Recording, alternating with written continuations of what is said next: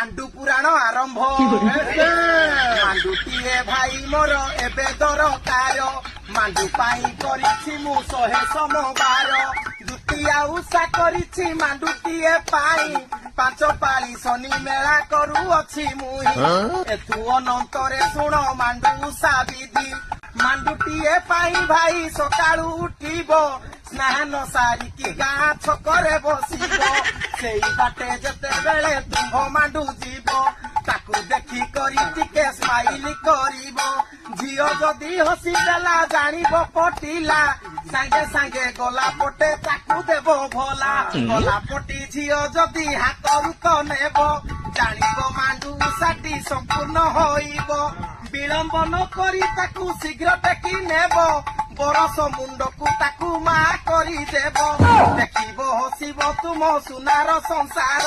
ଦୋଷ ଥିଲେ